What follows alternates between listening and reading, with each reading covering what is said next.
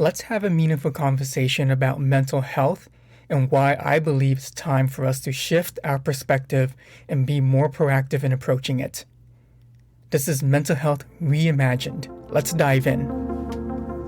You're listening to Mind Manners, hosted by licensed psychotherapist Albert Nguyen. Albert helps his clients overcome past trauma, change their mindset, and accelerate their personal and professional development.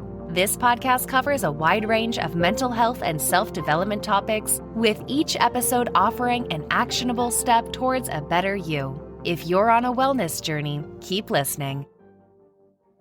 I've seen how often we view mental health as something to be addressed only when there is a problem in our lives. And not just a problem, but when the problem gets worse. We wait until we're struggling, overwhelmed, or in crisis to seek help, if even that. This reactive approach needs to change. Not saying that we should anticipate all of our problems and know when to take on early intervention strategies. That's impossible. Life is unpredictable. What I'm talking about is we need to change that narrative. We need to embrace mental health proactively, just as we do with our physical health.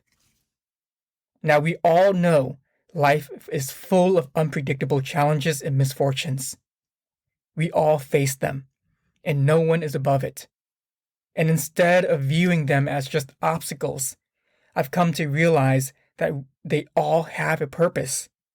As tragic and traumatic as some of them can be, they all serve a purpose for us. They push us to grow, to learn, and to become stronger versions of ourselves and prepare us for the life ahead. When we learn to leverage challenges, amazing things can happen.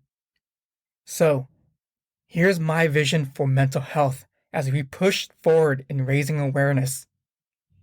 Let's see mental health as a journey of self-discovery and personal growth.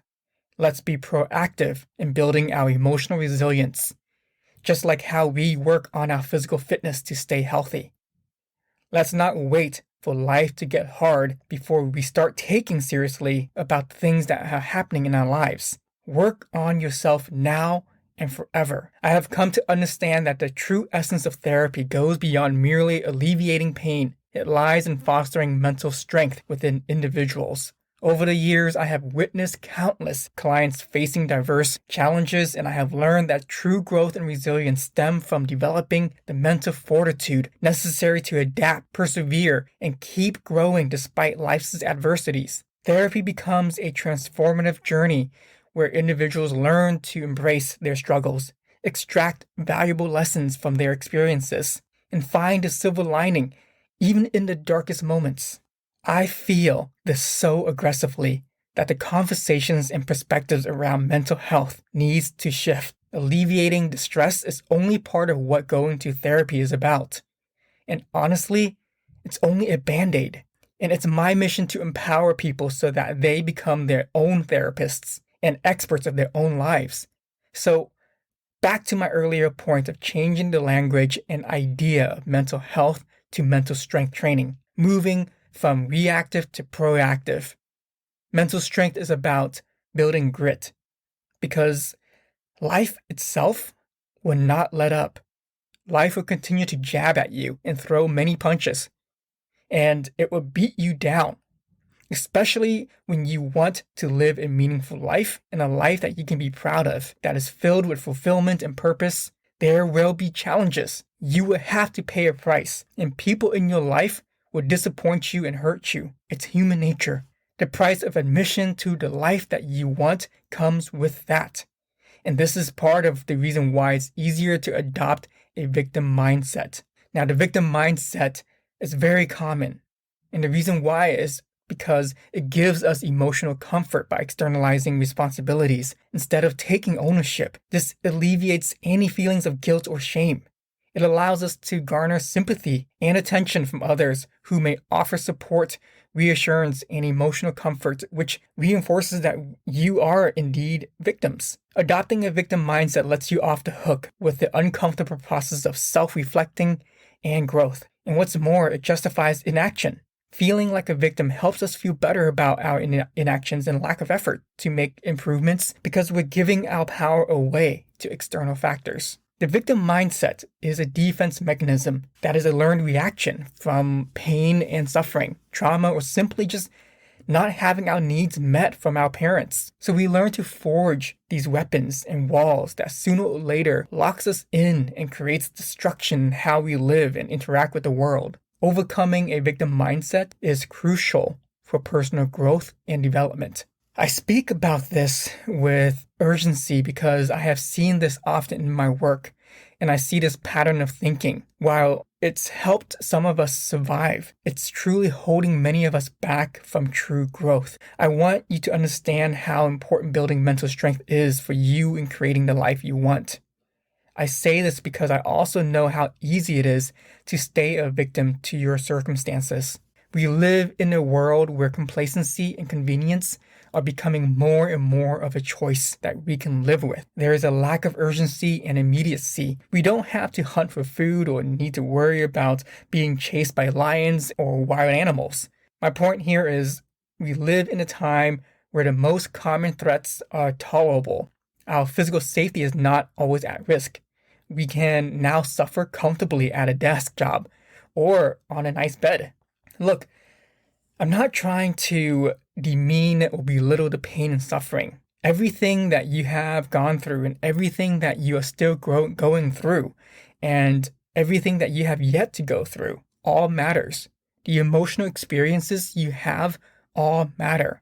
I'm not taking that away, and I'm not encouraging you to deny them. Quite the opposite. I'm encouraging you to take it all in. Feel what you need to feel, the injustice, the pain, the betrayal, and let it show up and filter it not through a victim mindset, but a mindset that is useful to help you not only bounce back, but fight back and stand up for yourself. You need to convince and influence yourself with a narrative that allows you to understand and feel the urgency to affirm and reaffirm who you are, why you're here, and let that instill a deep sense of motivation inside of you. You must create the urgency to actually take deliberate actions to get better. Don't let life decide that for you. I understand it's easier said than done, and I've been there too, and I still struggle myself. But I can tell you that things have changed a lot for me since 5-10 years ago, and I'm still learning and growing.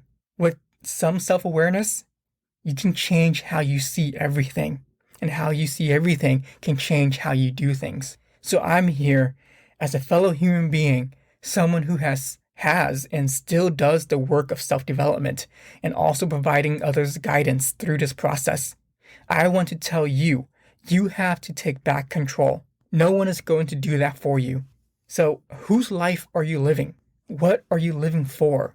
What are you fighting for every day? And finally, what do you stand for? Whether you know it yet or not, someone or something else is influencing your life more than you are. And if you haven't invested time in reclaiming your power, your mind, then it's most likely hijacked and you're not living your life. Taking mental strength seriously is essential because it is a foundation for a successful and fulfilling life.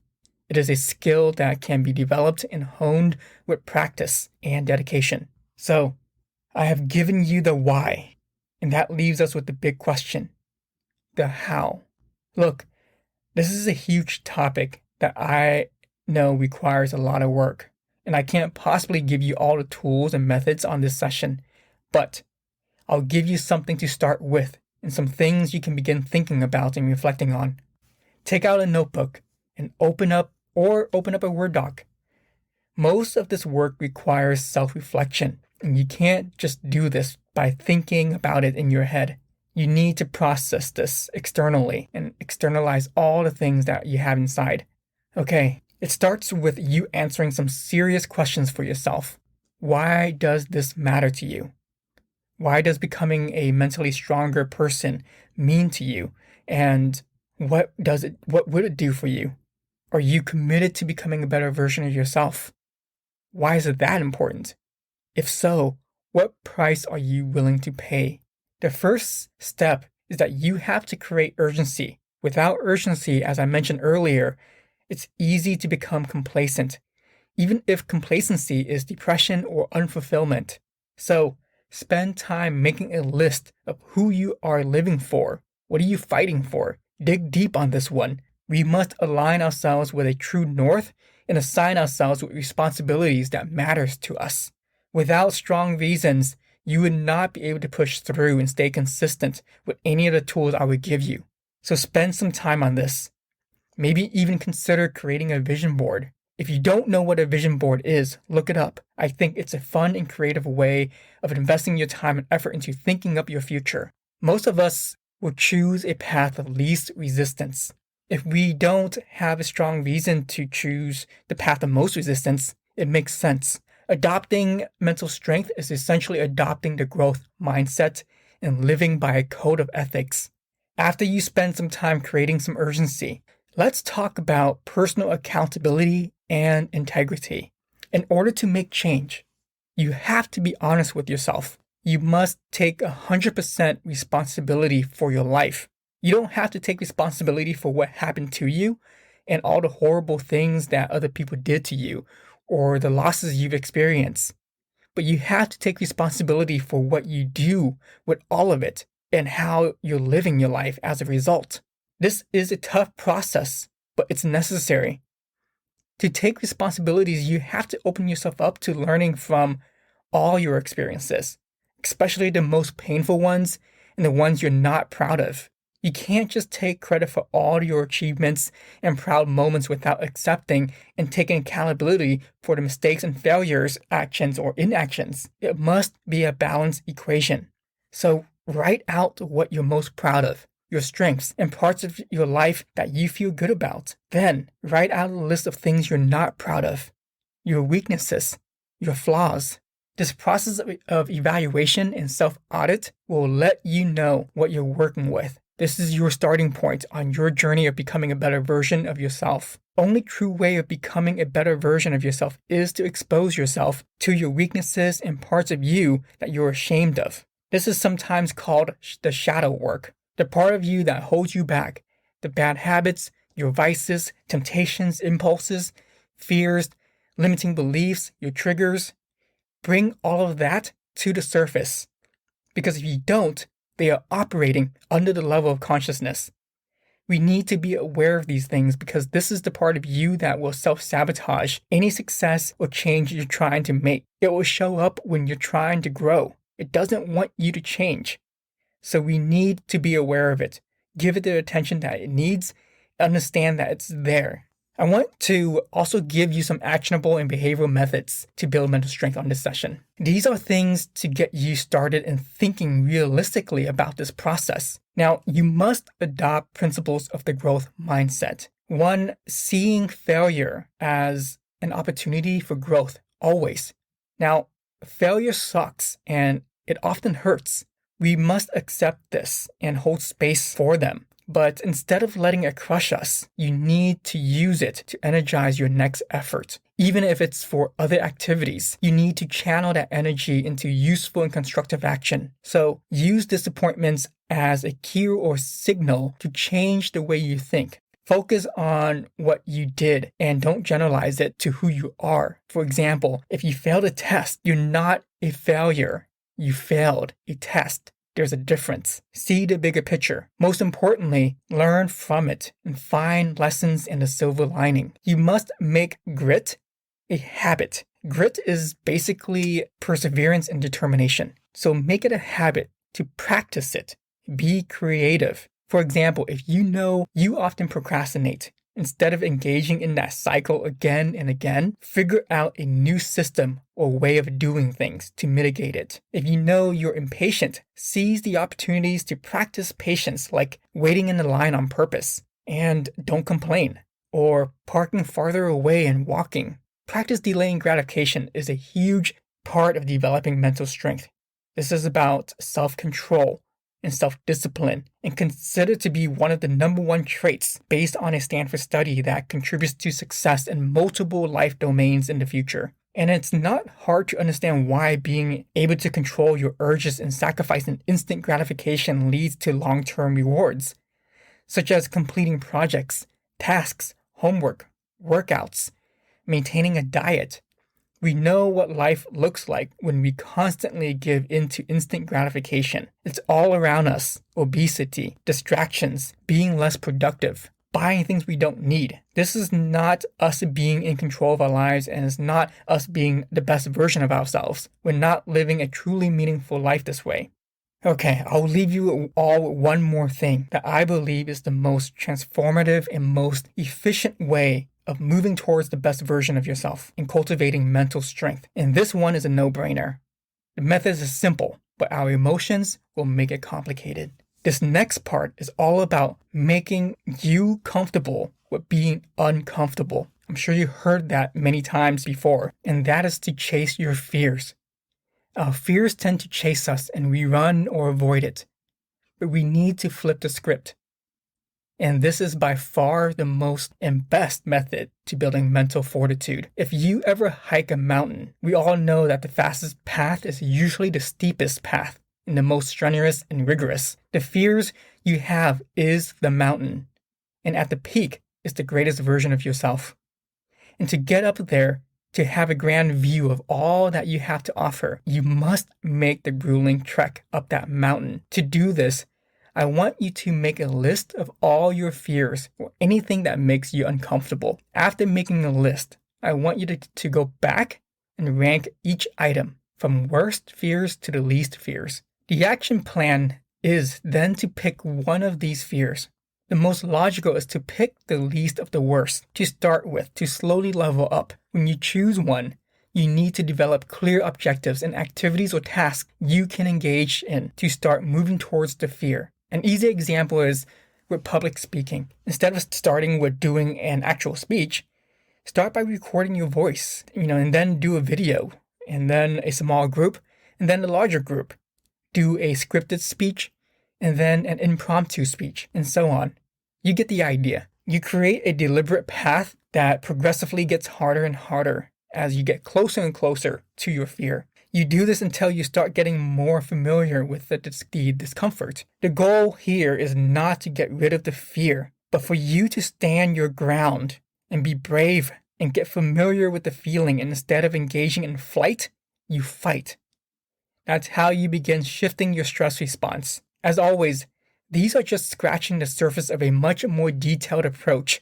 So if you want additional support, feel free to reach out or seek professional support or life coaches to help you create a clearer plan. Remember, self-development and growth is a lifelong journey. It's a marathon with occasional sprints. This is not a one-size-fits-all kind of thing. You must do the self-reflection, and it's that process that allows you to adapt and tailor the methods to your personal needs. Everyone has their own starting point, and you have to be willing to stay the course and make this a lifestyle. It's not a goal that has an end. It's a goal that you aim at to help guide you through life and cut through all the other noises and distractions. And when you find yourself struggling with something that you can't do, use the powerful narrative technique by adding the word yet to the end of your statements. If you can't swim, for example, instead of ending it with a period, end it with I can't swim yet. Remember this, the story you start with is not the story you will end with. Thanks for tuning in to Mind Manners with Albert Nguyen. We hope you found value in this episode. If you'd like to work with Albert one-on-one, visit optimindcounseling.com to learn more about his private practice. Looking to join a community of like-minded individuals? Search Mind Manners Podcast Community on Facebook and join our group to connect with others on their wellness journeys. Finally, if you haven't already done so, please write us a 5-star review on Apple Podcast and let us know you're enjoying the show.